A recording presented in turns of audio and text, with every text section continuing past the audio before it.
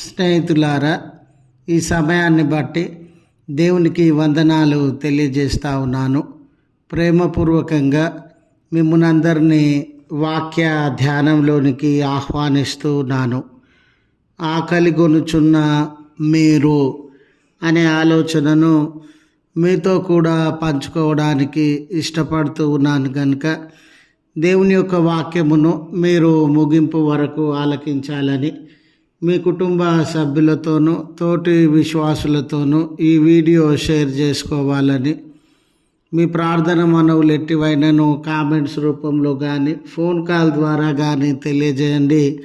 నమ్మకంగా మీ కొరకు ప్రార్థిస్తాము.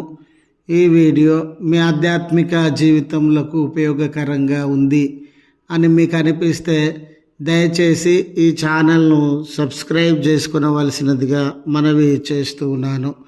లేఖనము లూకాసు వార్త 6వ అధ్యాయము 21వ వచనము.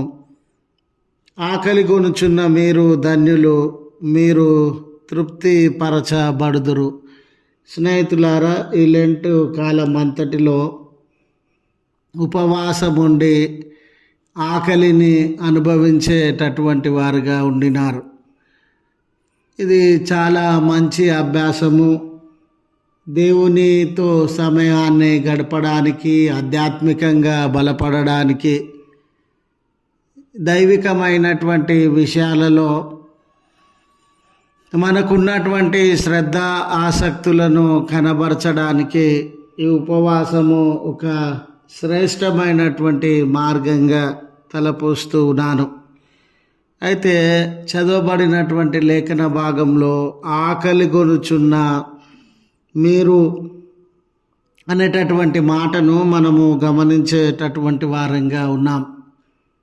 అయితే ఈ ఆకలి ఎవరికి సంబంధించినది? ఏ విషయాన్ని బట్టి వీరు ఆకలి కొంటూ ఉన్నారు?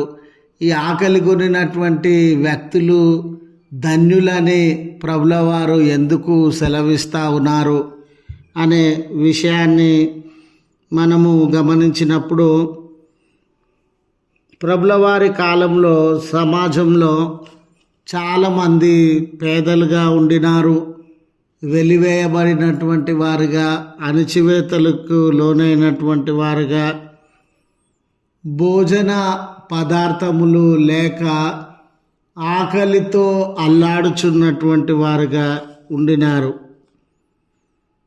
అలాంటి సందర్భంలో వారు పేదలు గనుక, దిక్కులేనటువంటి వారు గనుక, సమాజంలో క్రింది వర్గములకు సంబంధించినటువంటి వారు కనుక ధనికుల చేత, అధికారుల చేత వారు అనేకమైనటువంటి అన్యాయములకు, అక్రములకు లోనై కొట్టబడుచు, తిట్టబడుచు ఈ మార్జినలైజ్డ్ గ్రూపుగా ఉన్నటువంటి వారిని దేవుడు కనికరించేటటువంటి దేవుడుగా, దయ కృపను వారి మీద కుమ్మరించేటటువంటి దేవుడుగా ఉండినారు. సమాజంలో ఇలాంటి అణచివేతలకి, ఆకలి దప్పులకి, పేదరికానికి లోనై శ్రమను అనుభవించుచు ఉన్న బిడలను ఉద్దేశించి వారి ఆకలిని తీర్చేటటువంటి దేవుడనని, వారి జీవితాలలో తృప్తిని ప్రసాదించేటటువంటి దేవుడనని, ఇలా ఆకలిని, శ్రమను, అణచివేతను అనుభవించేటటువంటి వారిని ఆయన మర్చిపోనటువంటి దేవుడనే సత్యాన్ని లేఖనము మనకు బోధించుచూ ఉన్నది. అంత మాత్రమే కాదు, ఆకలి అనేది వారి ఆధ్యాత్మిక పరమైనటువంటి తృష్ణను, ఆధ్యాత్మిక పరమైనటువంటి ఆసక్తిని తెలియజేస్తూ ఉంది. వీరు దేని కొరకు ఆకలి కొంటా ఉన్నారు? విశ్వాసులు లేక ప్రభువును వెంబడించేటటువంటి బిడ్డలు అని తలపోసినట్లయితే, వారు నీతి కొరకు ఆకలి కొనినటువంటి వారుగా ఉన్నారు. దేవుని యొక్క సన్నిధిని వెతికేటటువంటి వారుగా, ఆలకించాలని, వెంబడించాలని, విధేయత చూపాలని ఆసక్తి కలిగినటువంటి వారుగా, ఆధ్యాత్మికంగా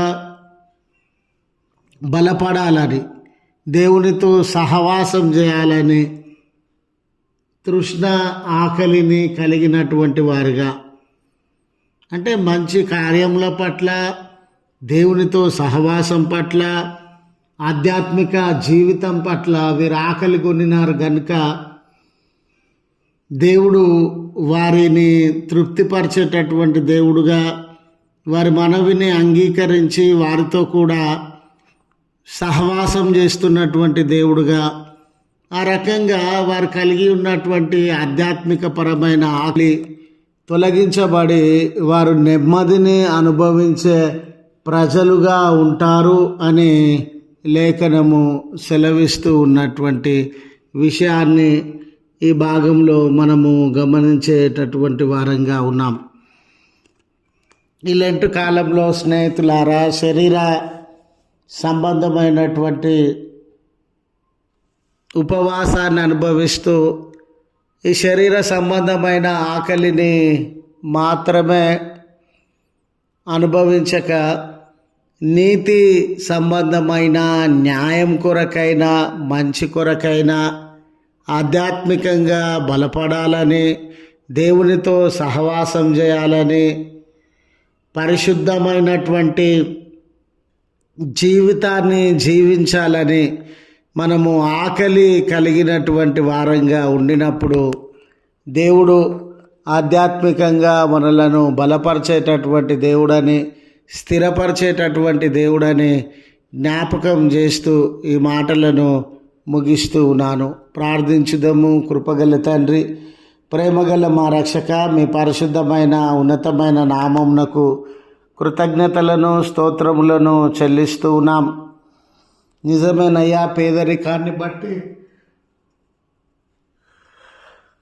అనుభవిస్తూ ఉన్న అణిచివేతలను, దాడులను, కొరతలను బట్టి ఆకలి అనుభవించుచున్నటువంటి బిడ్డలు, ఆధ్యాత్మిక తృష్ణ కలిగి ఉన్నటువంటి బిడ్డలు, మీరు విడువనటువంటి దేవుడవు, ఎడబాయనటువంటి దేవుడవు, తృప్తి కలిగిన జీవితాన్ని అనుగ్రహిస్తానని వాగ్దానము చేసినటువంటి దేవుడు, ఈ దినం నీతి పట్ల, మంచితనం పట్ల, ఆధ్యాత్మికంగా పరిశుద్ధంగా జీవించాలి అనే ఆకలిని కలిగిన బిడ్డలను మీరు కనికరించమని, వారి జీవితాలలో తృప్తిని దయచేయమని ఈ ప్రార్థనలో ఏకీభవించుచున్న బిడ్డలను కనికరించండి. ఉన్నతమైన జాలి, ఉన్నతమైనటువంటి దయ మీ నామంను అనుగ్రహించి వారిని బలపరచవలసినదిగా బ్రతిమాలు కొనుచున్నాం. ఈ దినపు దీవెనలతో మమ్మను దర్శించుమని, మాలో ఉన్న చీకటిని, మాలో ఉన్న బలహీనతను, మాలో ఉన్న శ్రమను, మాలో ఉన్న అనారోగ్యములను దూరపరచుమని, మాలో ఉన్న చింత భారముల నుంచి విడుదల దయచేయమని క్రీస్తు పేరట వేడుకొనుచు ఉన్నాము తండ్రి. ఆమెన్. తండ్రి, కుమార, పరిశుద్ధాత్మ త్రియేక దేవుని దీవెన మనకు తోడై ఉండి మనలను కాపాడును గాక. ఆమెన్.